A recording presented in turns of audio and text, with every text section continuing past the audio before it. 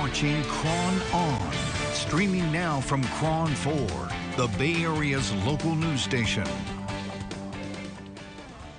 Well, the wait is long over. On Friday, the U.S. government released a much anticipated report on everything it knows about UFOs, or UAPs, as they are now called. Congress demanded the unclassified report after numerous reports from the U.S. military of objects moving erratically in our sky. But did the report that they released answer any real questions? The journalist behind MysteryWire.com, George Knapp, is joining me now to discuss it all. George, a lot of people saying the report left much to be desired.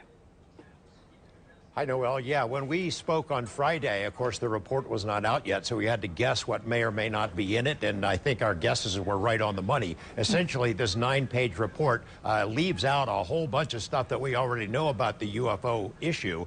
Things like Roswell and Area 51 and alleged abductions and all kinds of dozens of reports that have been reported over the years in the public arena. What this report does is basically two things. One, it says UFOs, UAPs, are real physical objects, and two, they're not ours. But it leaves open a lot of options. For example, is it foreign technology? They said, we don't have any evidence to prove that, but we'll leave it on the table. Is it secret American technology? We can't prove that either, but we'll leave that option open. There were 144 cases that were analyzed from 2004 through the present time, 2021. Of those 144 cases, 143 remain unidentified. More than half of those, 80 of the cases, were detected on multiple sensor systems. That means they're not clouds, they're not birds, these are physical objects. Some of them behave in ways that are more advanced than any technology that we know to exist.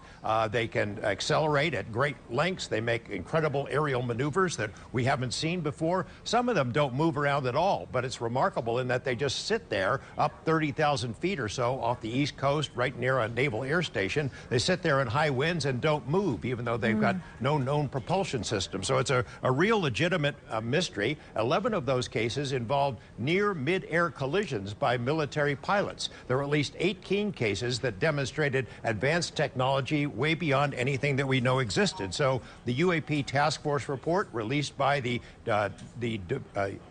National Intelligence Director made some recommendations that we need to standardize procedures. We need to collect this information. We probably need to put some money into this process if we're going to ever understand what these things are. Is there any talk about intercepting some of these objects?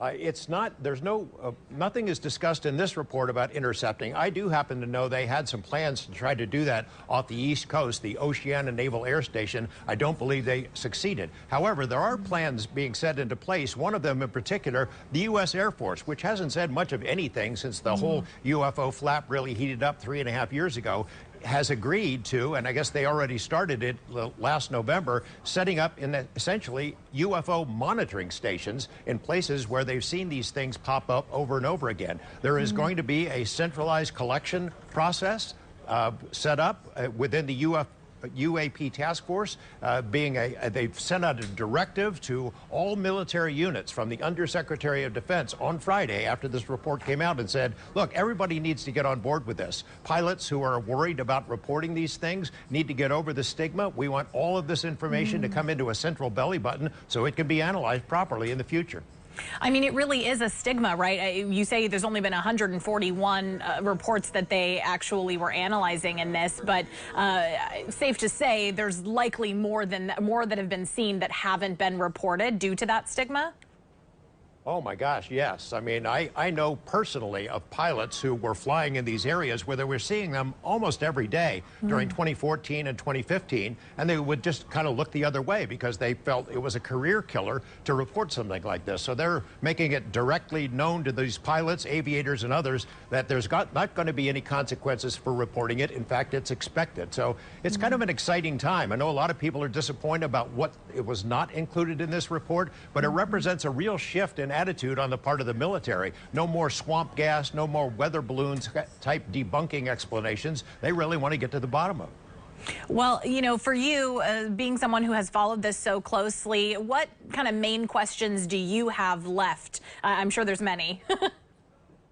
Well, You know, we know, as I think I mentioned to you earlier last Friday, that there was a much larger report that was presented to Congress, something like in excess of 80 pages, I was told, that includes at least 10 videos, multiple photos, and all the sensor data. That's why that report remains classified. They don't want to reveal to our adversaries here what kind of sensors they have, what their capabilities are. It'd really be great to be able to see some of that information. Whether we will or not, I don't know. Over the weekend, Congressman Adam Schiff, who chairs the House Intelligence Committee, said that after he read the report, it is clear that these UAP instances are not isolated, and he wants to be able to share as much information as possible with the public. Senator Harry Reid, the former Senate Majority Leader, said he wants to see a permanent program funded and created, perhaps within NASA.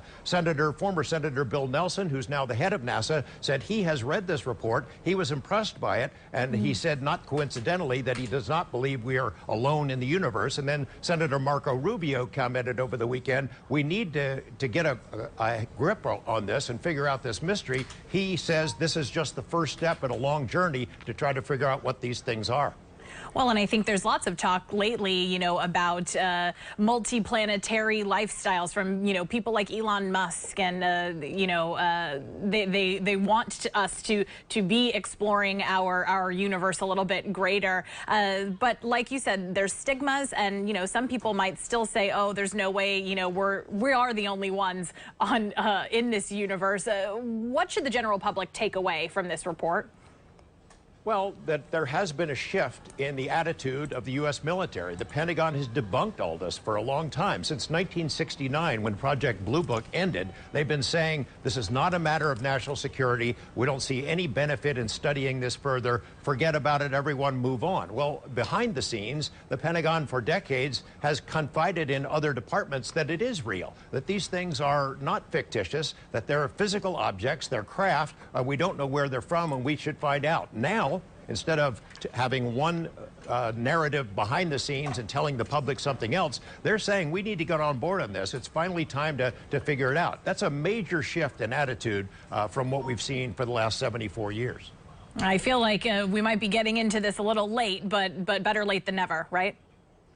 Yeah, I'm encouraged. I mean, you know, there's a lot that was not included in this report, obviously, but for this change to be made, for them to say we need to put some money into it and figure it out, that's a major shift, and it's very encouraging.